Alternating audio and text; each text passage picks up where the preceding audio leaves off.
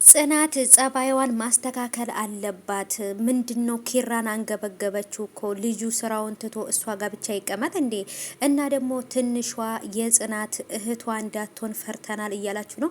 የብዙዎቻችሁንም ግምታችሁን ሀሳባችሁን ኮሜንት ላይ እያስቀመጣችሁልኝ ነው። እኔ ራሴ ብዙ ጥርጣሬና ግምቶች አሉኝ፣ ግን ደግሞ እያንዳንዱ ስቴፕ በስቴፕ እንግዲህ ክፍሉ በሚለቀቅ ሰዓት ዛሬም እንግዲህ በተለመደው ሰዓት የጽናት ድራማ ስለሚለቀቅ ምን እንደሚፈጠርና ምን እንደተፈጠረ አብረን እናያለን። እንግዲህ በሰኒም ላይ በአንዳንድ ነገሮች የተፈጠሩ ነገሮች አሉ።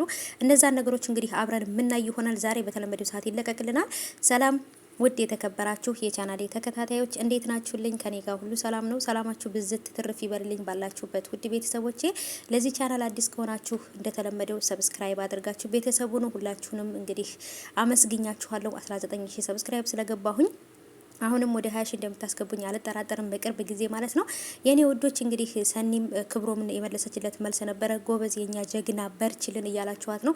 ምክንያቱም አላማዋና ቁርጥ ያለ ስለሆነች በጣም ተመችታላለች። እኔም ራሴ እኔ ጆከርን ወድጄው አፍቅሬው ነው ያገባሁት እንጂ በሌላ ነገር አይደለም ብላ ለመመለስ ሞክራለች። እሱም ደግሞ ግን የተፈጠረውን ነገርና በሰኒና በእሱ መሀል ላይ የተጋቡበትን ምክንያት ደግሞ በር ላይ ሆኖ ሲያወሩ የነበረውን ነገር ስለሰማ እንግዲህ የተጋቡበት ምክንያት ወይም ጋብቻ ቸው ውሸት እንደሆነ ክብሮም አውቋል።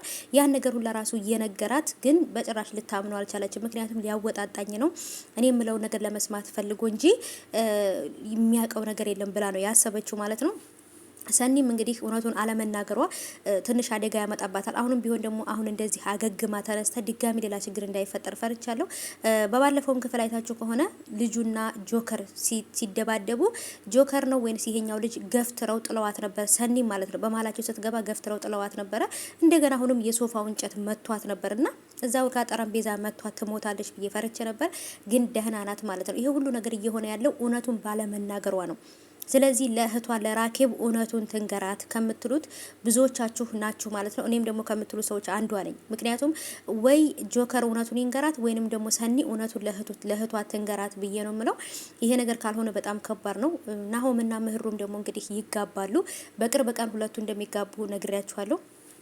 ሀዊም የቤት ሰራተኛዋ ለምህሩ ያላት ጠባቃነት ወይም ለምህሩ ያላት የምትከራከረው ነገር በፊት የነበራት ጥላቻ ወደ ፍቅር ተቀይሮ አሁን ላይ ለምህሩ እያገዘች ለምህሩ ሁሉ ነገር እውነቱን ለማሳየት እየሞከረች ነው። ምህሩንም ደግሞ ናሆማ በጣም ነው የሚወድሽ፣ ስለዚህ መቼም ቢሆን እሷን ሊመርጣትና ከሷ ጋር ሊሆን አይችልም። ስለዚህ አታስቢ፣ አንቺ ትዳርሽን ብቻ ይዘሽ ተቀመጪ ዝም ብለሽ ብላታለች።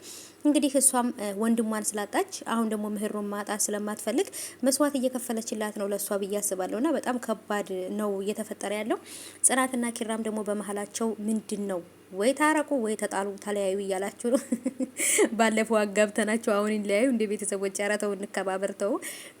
ስለዚህ ባለፈው ስለሆነ ያጋባናቸው አሁን አናለያያቸውም። እንደውም አሁን ቢውለዱ ቤተሰቦች እንደውም ከወለዱ እንደውም ይሄ ሁሉ ነገር ሰላም ይሆናል ብዬ ነው የማስበው። ቢያንስ ልጃቸውን ስለሚያዩ እሷም ይሄ የምትቀናው ነገር ምናምን በቃ ለልጇ ነው ፎከስ የምታደርገው። ስለዚህ እሱን በደንብ እንትን ስለማትል ቢያንስ እንኳን ትቀየራለች ብዬ ነው የማስበው። ግን ካልወለደች ግን በጣም ከባድ ነው፣ አደጋ ነው ቤተሰቦች፣ አደጋ ነው። እና ጽናት አሁን ሰው ትሆናለች፣ አሁን መልሳ አፈር ትሆናለች። በቃ አሁን ደህና ሰው፣ አሁን ደግሞ መጥፎ ሰው ነው የምትሆነውና የሆነች በቃ ልጅቷ ቀይደር እያለች በጥብጣኛለች ጽናት ማለት ነው።